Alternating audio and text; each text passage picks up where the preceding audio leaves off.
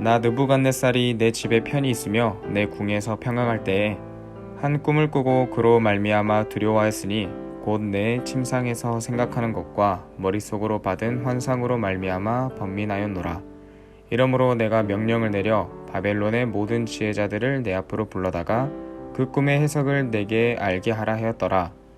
그때 박수와 술객과 갈대아 술사와 점쟁이가 들어왔으므로 내가 그 꿈을 그들에게 말하였으나 그들이 그 해석을 내게 알려주지 못하였느니라. 그 후에 다니엘이 내 앞에 들어왔으니 그는 내 신의 이름을 따라 벨드사살이라 이름한 자요, 그의 안에는 거룩한 신들의 영이 있는 자라.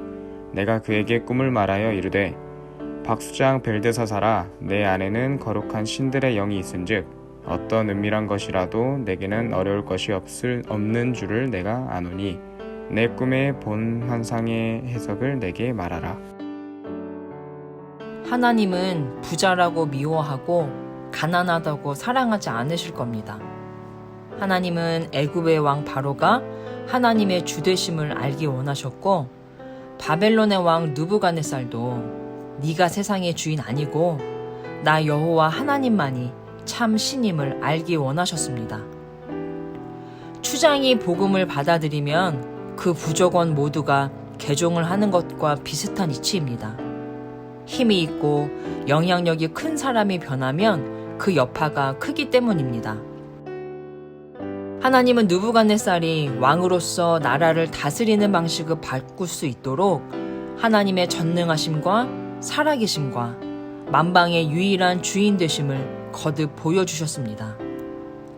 하지만 그의 인생에는 근본적인 변화가 도무지 일어나질 않습니다. 오늘 본문을 보면 느부갓네살은 여전히 두려움과 번민으로 고생하고 있습니다. 앞서 말씀드렸듯 두려움은 하나님 없이 사는 인생의 특징입니다. 분명한 메시지를 담고 있는 꿈으로 인한 번민이 다시 찾아오자 그 문제를 해결하는 방식도 이전과 변함이 없습니다. 하나님의 능력을 경험하고도 오락가락하는 느부갓네살은 딱 우리 모습 같은데요. 그런 놀라운 체험을 하고도 도무지 변하지를 않는 이유가 무엇인지 생각해보고 우리의 신앙을 돌아봐야겠습니다. 느부갓네살의 가장 큰 문제는 놀라운 경험 앞에서 잠깐 가슴이 뜨거워지긴 했지만 생각하는 방식을 바꾸지 않은 것입니다. 쉽게 말해 자기의 관점을 고수했다는 것입니다. 영국의 신학자 레슬리 뉴비기는 성경은 단지 보는 책, 읽는 책이 아니라 성경을 통해 세상을 봐야 한다고 했습니다. 성경을 많이 읽는 것도 물론 중요하지만 단지 눈으로 글자를 읽는 것을 넘어 성경을 통해 하나님의 마음을 배웠으면 이제 그분의 관점으로 세상을 바라봐야 한다는 것입니다. 기독교적인 세계관을 품어야 한다는 것입니다. 세계관은 세상과 삶을 이해하는 방식이고 그 이해에 따라 이 세상에서 어떤 비전을 가져야 하는지를 결정하게 합니다. 우리가 내 욕망, 내 야망이 아닌 내 삶을 통해 하나님의 비전을 세우려면 세상을 보는 눈, 관점부터 바꿔야 합니다.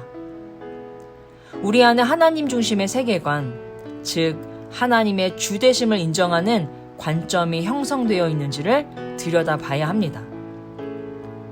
느부갓네살은 하나님의 능력을 여러 번 경험하고도 세상과 삶을 여전히 자기 방식으로 자기 입장에서 생각했기 때문에 쭉 자기 갈 길을 간 것입니다.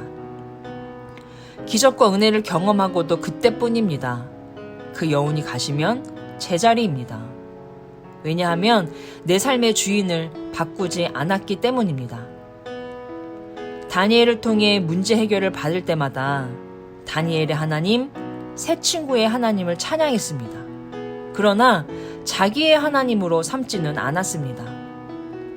오늘 본문 8절에도 보면 그는 다니엘을 자기가 믿는 신 벨의 이름을 따라 개명시킨 벨드사살로 부르고 있습니다. 다니엘과 느부갓네살에게는 결정적인 차이가 있었지만 사실 공통점도 있습니다. 바로 양이라는 것입니다.